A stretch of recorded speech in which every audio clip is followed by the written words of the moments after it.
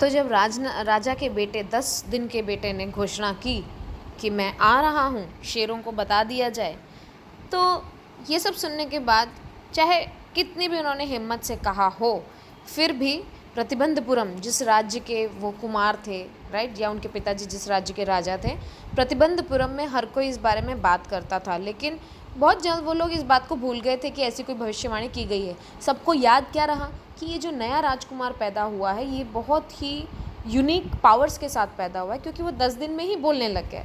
तो सभी के लिए एक मिरेकल जैसा था, ठीक है। और ये कुछ ही लोग थे जो इन सब भविष्यवाणियों को याद करके उसके बारे में कभी कभार डिस्कस कर लिया करते थे। तो जब अब कुमार की, यानी कि उस छोटे बच्चा बड़ा हुआ, उसके राज्य अभिषेक की बारी आई, राइट, उसे राजा बना दिया गया, राइट। जब वो राजा बना तो इस तरह की जो र्यूमर्स या इस तरह की जो डिस्कशंस उसके राज्य में चलते थे कि भाई ये तो अब राजा बन गया है, अब इसकी शेर से मृत्यु होने वाली है, तो इस तरह की बातें उनके कानों तक भी पहुंची कि लोग आज भी इस बारे में उससे बात कर रहे हैं।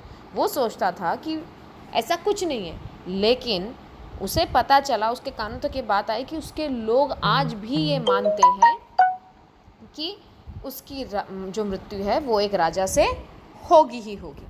ओके, सो अभी जब एक मतलब प्रतिबंधपुरम के जितने भी जो शेर थे, राइट, तो बहुत सारे वहाँ पर शेर हुआ करते थे।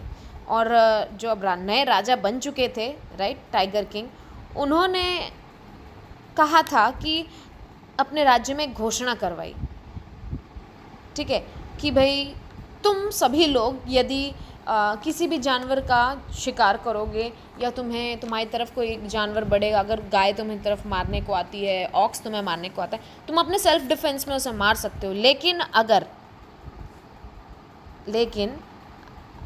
अगर मुझे ये पता चला कि किसी शेर को मेरे अलावा किसी ने मारा है तो इसके बारे में मुझे ऑब्जेक्शन होगा और इसके बारे में फिर मैं अपने हिसाब से सज़ा सुनाऊंगा। तो अब चाहे जो मर्जी जानवर को अपने सेल्फ डिफेंस में मारो, राइट, सेल्फ डिफेंस में, ऐसे ही जाके शिकार नहीं करना है।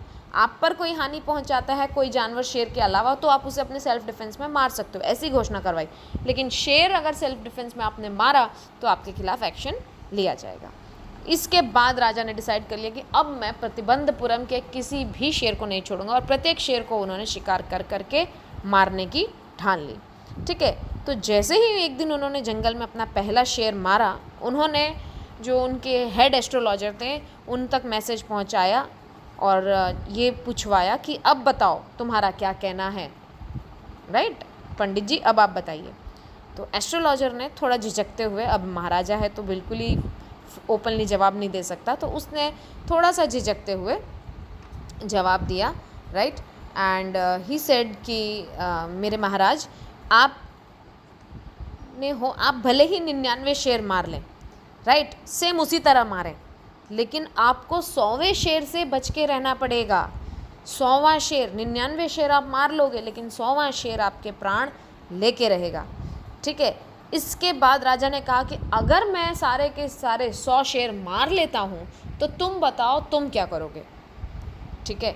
तो उन्होंने कहा, पंडित जी ने, कि मैं आई विल, यानी कि अपनी पूरी जो भविष्यवाणी या एस्ट्रोलॉजी की जितनी भी नॉलेज है, राइट, वो सारी की सारी साख पे रख दूंगा, मतलब दांव पे लगाने को तैयार हूँ। मैं अपनी भविष्यवाणी करने का काम छोड़ दूंगा, क्योंकि मैं एक खानदानी पंडित हूँ, एस्ट्रोलॉजर हूँ, मैं ये सारे काम छोड़ दूंगा, मैं कभी भविष्यवाणी नहीं करूँगा। अपने सारे जो ग्रंथ हैं, मेरी जो शिक्षा की किताबें हैं, राइट, जितनी भी मेरी किताबें हैं, मैं सारी जला दूंगा, ठीक है।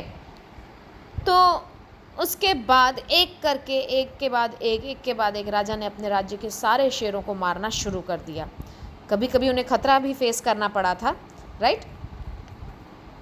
इसके बाद अब देखा इसी दौरान, अब क्योंकि राजा जी का जो पूरा टारगेट है वो शेरों को मारने में लगा था, राज्य की देखरेख वो कर नहीं रहे थे, तो अक्सर ऐसा होता है, राइट, अंदर ही अंदर जो छोटे मोटे पॉलिटिक्स खेलने वाले लोग होते हैं, उन्होंने देखा कि जब हमारे राजा को अपने राज्य की पड़ी ही नहीं है, राइट, तो राज्य तो इस तरह से खतरे में आ जाएगा, राइट। तो इस तरह से जो राजा हैं उनका अपना गद्दी उनके हाथ से जाने वाली थी, क्योंकि एक दिन क्या होता है कि एक बहुत ही बड़ा ब्रिटिश अफसर जो है, राइट, वो प्रतिबंधपुरम आता है, ठीक है, और उसे भी बहुत शौक होता है शेर का शिकार करने का, ठीक है।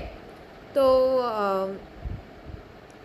उसके बाद ये होता है कि उसको शौक क्या होता है कि वो मरे हुए शेरों के साथ अपनी फ़ोटो खिंचवाए बंदूक लेकर। कुछ लोग होते हैं ना कि भाई अपने घर में बड़ी बड़ी फ़ोटो में लगवाते हैं कि देखो हमने शेर का शिकार किया। तो ऐसी अंग्रेज़ अफसर को भी इस तरह की फ़ोटो खिंचवाने का बहुत शौक होता है। तो हमेशा की तरह उसने भी इच्छा जताई कि मैं प्रतिबंधपुरम में जाऊं, कुछ शेरों का शिकार करूं, लेकिन महाराजा जी जो कि अपने 100 शेरों को मारने में लगे हुए थे, उन्होंने इस चीज़ के लिए परमिशन नहीं दी कि नहीं, मैं तुम्हें शेरों को मारने की परमिशन नहीं देता, चाहे तुम कोई और जानवर मार लो, ठीक है।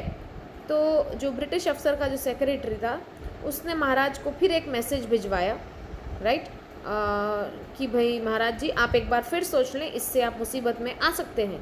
महाराजा ने बोला कि नहीं, तुम्हें चाहिए तो तुम फ़ोटो खिंचवा लो मरे हुए शेर के साथ, लेकिन असल में शेर को मारूंगा तो मैं ही।